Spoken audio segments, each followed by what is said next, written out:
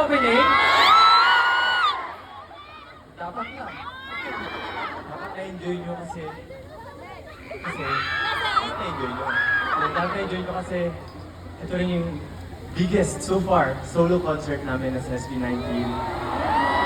And nakaka-proud lang na from the smallest venue na pinag-performan namin, ngayon with the biggest venue, nandiyan kayo, pinupuno nyo. So maraming salamat sa inyo.